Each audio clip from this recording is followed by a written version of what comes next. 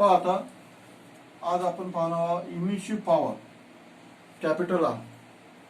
समजा एक बॉडी है, यामधून हीट बाहर पड़ते हैं, इसमें से हीट बाहर पड़ रही. क्यों इतनी हीट बाहर पड़ रही? समझ में ना, हर टाइम हर सेकंड के अंदर बाहर पड़ रही, हर यूनिट एरिया से बाहर, यानी यहां से ये यूनिट एरिया हर यूनिट एरिया से बाहर निकल रही है. तो इमिटेड उसको बोलते हैं इमिशिव पावर. इमिशिव यानी इमिट करना, इमिशिव पावर यानी इमिट करना. तो the quantity of heat radiated, देखो तुम इसको इमिटेड भी बोल सकते, रेडिएट भी बोल सकते, पर यूनिट टाइम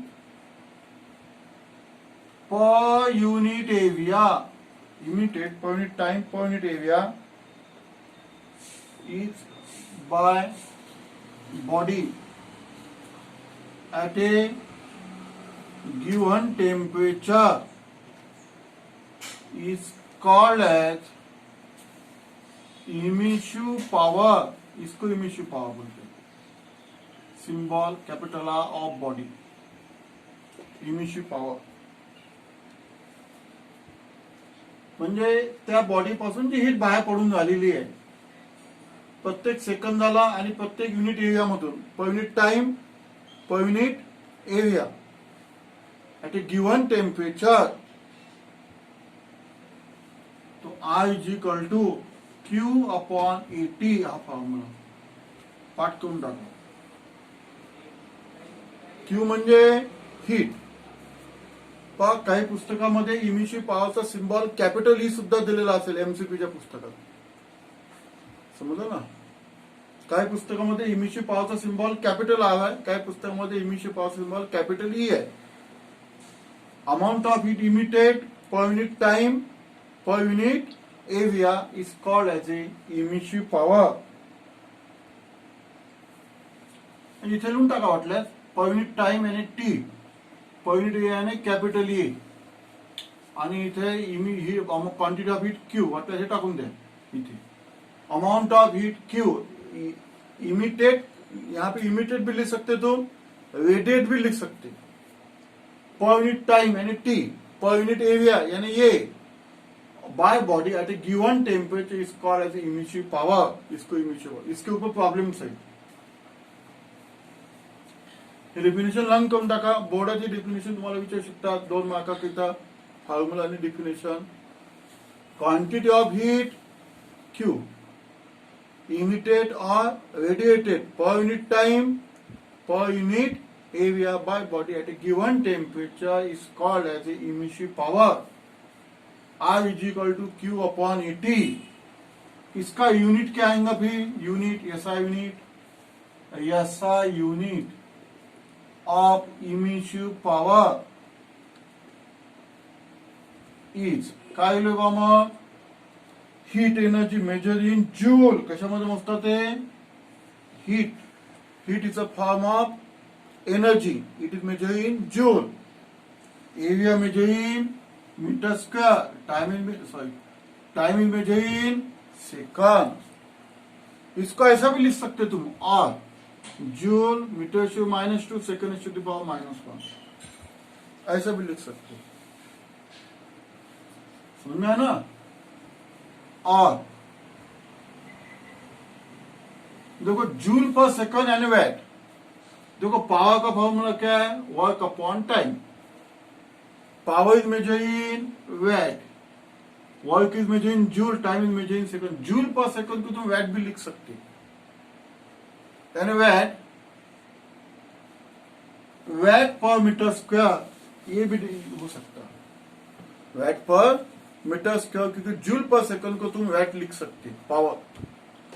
तो ये हो गई समझो उसकी यसा यूनिट. ठीक है. डायमेंशन,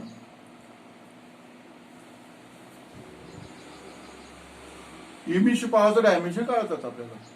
काय मग? Capital R. काय formula? Q upon AT. Q. Q म्हणजे एनर्जी. क्यू म्हणजे एनर्जी. एनर्जीचं डायमेन्शन तुम्हाला काढता आलं पाहिजे.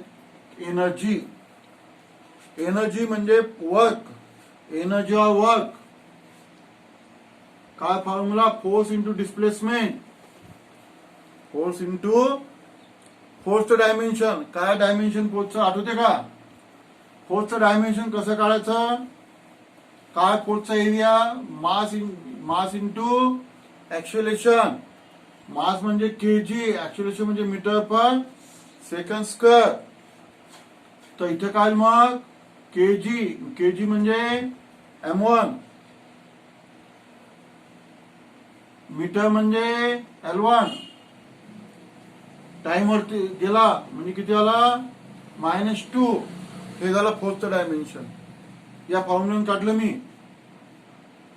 इंटू डिस्टन्स म्हणजे L1 म्हणजे M1 L2 T-2 M1 L2 T-2. This the dimension of energy or work. समजते ना तुम्हाला? इथे पुन्हा L1 येईल. डिस्टन्सचं डायमेन्शन. पुन्हा एरिया. एरिया म्हणजे मीटर स्क्वेअर. मीटर स्क्वेअर म्हणजे L2. टाइम म्हणजे T1. तर काय मग डायमेन्शन ऑफ इमिसिव्ह पॉवर याच्यावर मग फायनली M1 L2 वरती गेला. काय मग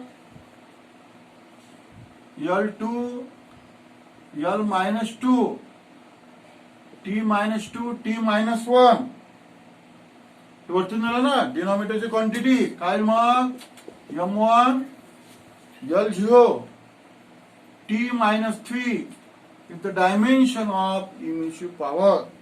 ही इमिसिव्ह पॉवर. इमिसिव्ह पॉवरचं एसआय युनिट. इमिसिव्ह पॉवरचं आपण काय पाहिलेलं आहे?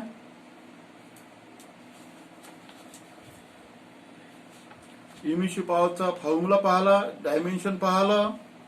इमिसिव्ह पॉवर कशा डिपेंड असते होय ना? इमिसिव्ह पॉवर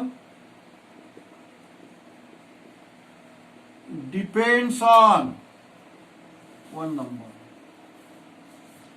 कशा डिपेंड आहे? तर temperature of body. Absolute temperature of body. Body का टेम्परेचर डिपेंड है. अगर बॉडी का टेम्परेचर ज्यादा होगा तो ज्यादा हीट इमिट की जाएंगी. Second number nature of body. Nature of body और material. Nature of body material याच्यावर डिपेंड आहे.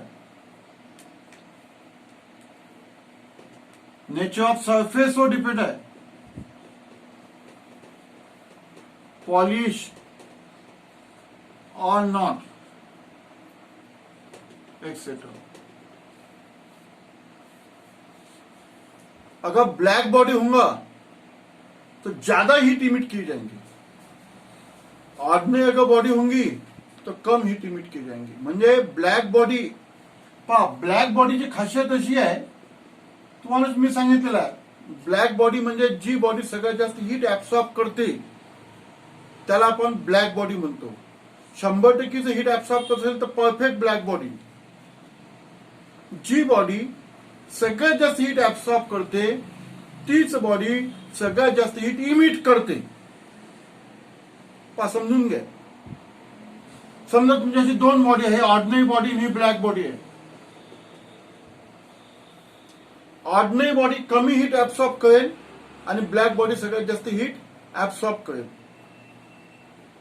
म्हणून ब्लॅक बॉडी सगळ्यात जास्त हीट इमिट करेल. हे लक्षात घ्या. Good absorber is a good emitter असं एक वाक्य आहे. जी बॉडी हीट ऍब्सॉर्ब करते सगळ्यात जास्त तीच बॉडी सगळ्यात जास्त हीट इमिट करते. म्हणून हीट इमिट करणे त्या मटेरियलवर डिपेंड आहे. नेचर ऑफ सरफेसवर डिपेंड आहे. पॉलिश असेल किंवा नसेल त्याच्यावर डिपेंड आहे. पॉलिश सरफेस असेल तर कमी हीट इमिट होईल. ब्लॅक आणि रफ सरफेस असेल तर जास्त हीट इमिट केला जाईल. तिसरा पॉइंट आहे सरफेस एरिया, तिच्यावर डिपेंड आहे. सरफेस एरिया ऑफ बॉडी तिच्यावर सुद्धा डिपेंड आहे. आणि चौथा पॉइंट टाइमवर डिपेंड आहे. T time duration.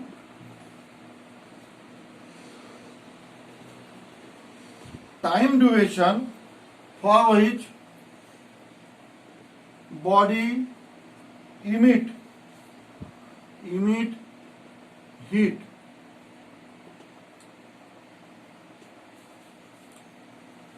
जास्त टाइम असेल लागत असेल तर इमिशन पॉवर जास्त.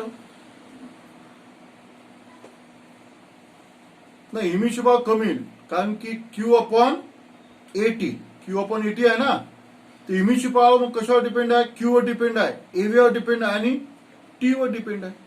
एरियावर डिपेंड झाली, टी वर डिपेंड झाली, समजलं ना. तर हे अशा याच्यावर डिपेंड आहे, लक्षात ठेवा.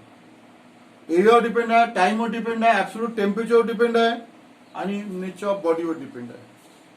ही झाली इमिशिव्ह power.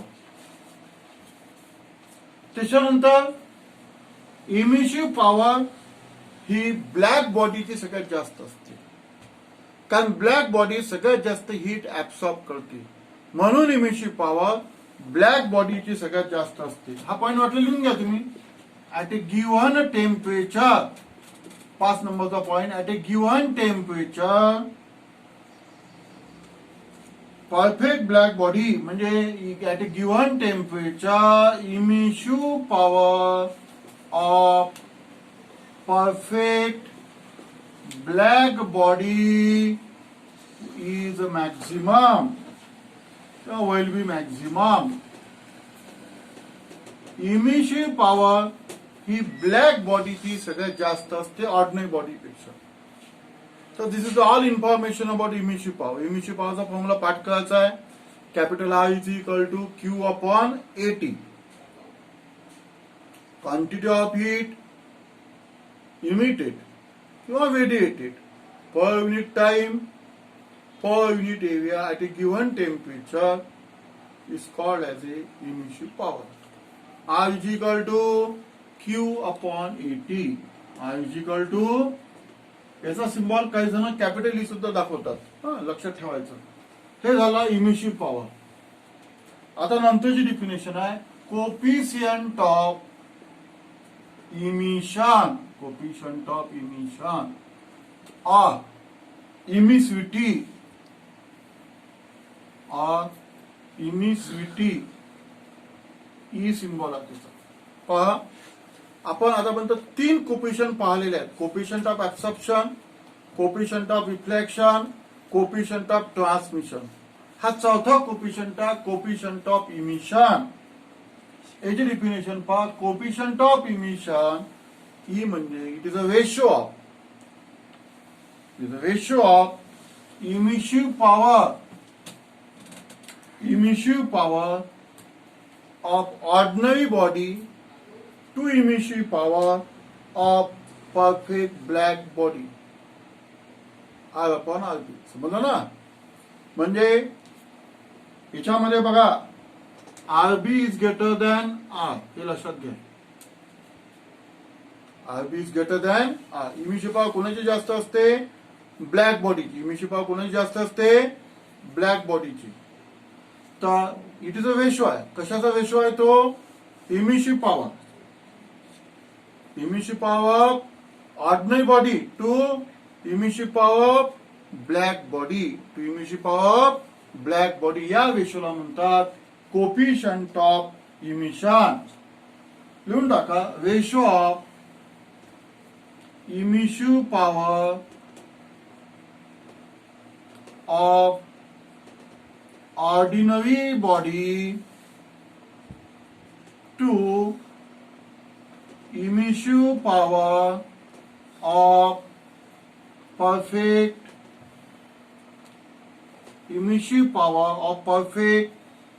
black body at same temperature. लक्षात घ्या. सेम टेम्परेचर दोन्ही बॉडीचं टेम्परेचर सारखंच आहे. ब्लॅक बॉडी ऑर्डिनरी बॉडीचं टेम्परेचर त्या सेम टेम्परेचर दोघांची इमिशन पॉवर काढलेली आपण, ऑर्डिनरी बॉडीची आणि ब्लॅक बॉडीची. आणि नंतर त्या रेशोला म्हणतात is called as coefficient of emission. त्याला कोफिशियंट ऑफ इमिशन म्हणतात किंवा इमिसिव्हिटी म्हणतात. याला युनिट नाही आहे, तिचं प्युअर नंबर. कारण कॅन्सर युनिट समजलं ना. याला युनिट नाही आहे, it has no unit and no dimension. Formula पाठ होईल मग E is equal to R upon RB, the ratio of emissive power of ordinary body to emissive power of perfect black body at same temperature is called as the coefficient of emission. याला म्हणतात coefficient of emission. For black body, for perfect black body, black body का तुम्हाला माहित आहे coefficient of absorption किती असतो 1. तसाच therefore coefficient of emission सुद्धा 1 असेल त्याचा ब्लॅक बॉडी करता. कारण good absorber is a good emitter. जी बॉडी सगळ्यात जास्त हीट ऍब्सॉर्ब करते तीच बॉडी सगळ्यात जास्त हीट इमिट करते.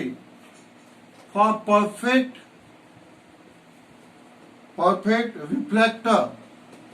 रिफ्लेक्टर म्हणजे ज्याचा कोफिशियंट ऑफ रिफ्लेक्शन किती आहे 1. 100% हीट रिफ्लेक्ट करते. समजलं ना. अशा बॉडी करता कोफिशियंट ऑफ इमिशन किती होईल 0. कोफिशियंट ऑफ इमिशन किती होईल 0. फॉर ऑर्डिनरी बॉडी करता कोफिशियंट ऑफ इमिशन हा 0 आणि 1 च्या मधात असतो. 0 आणि 1 च्या मधात असतो. समजलं की नाही. रफ सरफेस असेल तर कोफिशियंट ऑफ इमिशन जास्त. पॉलिश सरफेस असेल तर कोफिशियंट ऑफ इमिशन कमी. हे याच्यावर सुद्धा डिपेंड आहे. Coefficient of emission also depends upon temperature. समजलं ना. ऑर्डिनरी बॉडी करता कोफिशियंट ऑफ इमिशनची किंमत 0 आणि 1 च्या मधात असते. जसं आता इमिसिटी ऑफ कॉपर म्हटलं आपण. कॉपर मेटल आहे कॉपर. आता कॉपर ही ब्लॅक बॉडी आहे का नाही. तर मग कोफिशियंट ऑफ इमिशन ही त्याच्या मधात येईल 0 आणि 1. म्हणजे त्याचा 0.5 आहे. सॉरी 0.3 आहे कोफिशियंट ऑफ इमिशन. कशाचा कॉपर करता 0.3 म्हणजे 30% हीट इमिट केला जाईल. ऑर्डिनरी बॉडी आहे ती कॉपर म्हणजे. समजलं ना. रफ सरफेस असेल तर कोफिशियंट ऑफ इमिशन जास्त. पॉलिश सरफेस असेल तर कोफिशियंट ऑफ इमिशन कमी. आणि ब्लॅक बॉडी असेल तर कोफिशियंट ऑफ इमिशन 1. रिफ्लेक्टर असेल R=1 घेतो आपण. समजलं ना. रिफ्लेक्टर म्हणजे टी ट्रान्समिट केला जाणार नाही आणि ऍब्सॉर्ब केला जाणार नाही. समजलं ना. म्हणून coefficient of emission 0. Ordinary body करता कोफिशियंट ऑफ इमिशन हा 0 आणि 1 च्या मधात असतो. तर हे झालं कोफिशियंट ऑफ इमिशन. त्याच्यानंतर हा जो कोफिशियंट ऑफ ऍब्सॉर्प्शन आपण पाहिलेला कोफिशियंट इमिशन याचा एक लॉ आहे. त्या लॉचं नाव आहे किर्चॉफ्स लॉ.